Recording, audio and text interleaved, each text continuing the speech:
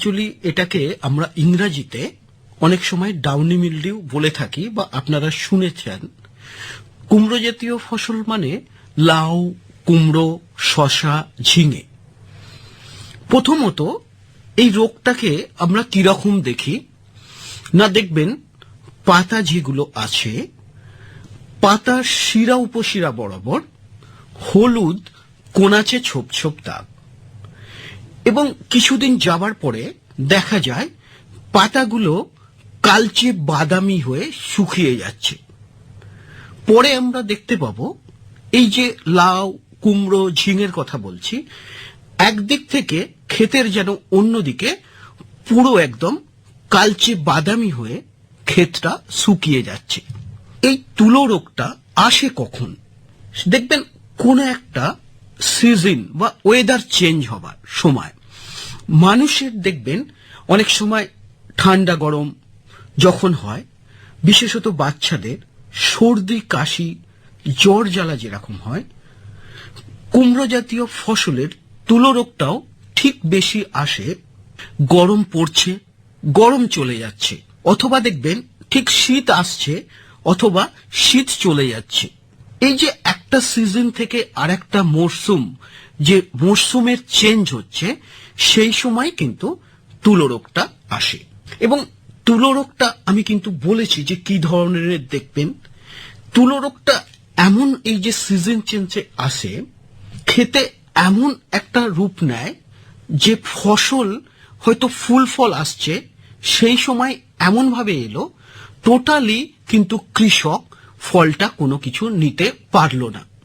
নিয়ন্ত্রণের ক্ষেত্রে কি করবেন, যে এই যে ওয়েদার চেঞ্জ হচ্ছে সেদিকে মাথায় রেখে যখনই দেখবেন ওয়েদার চেঞ্জ হচ্ছে একটা মরশুম থেকে আর একটা মরশুমে, যদি তুলো রোগের লক্ষণ যদি দেখেন যে কুমড়ো, লাউ ইত্যাদির ক্ষেত্রে যে দু একটা পাতা হলুদ হচ্ছে, বাদামি হচ্ছে, শিরা উপশিরায় কোনাচে ছোপ ছোপ দাগ, সেই পাতাগুলোকে কেটে আমরা অন্যত্র সরিয়ে ফেলবো। হয় ক্ষেতের কোনো কোণে মাটিতে পুঁতে ফেলবো, অথবা ক্ষেত থেকে দূরে কোথাও নিয়ে গিয়ে পুড়িয়ে ফেলবো।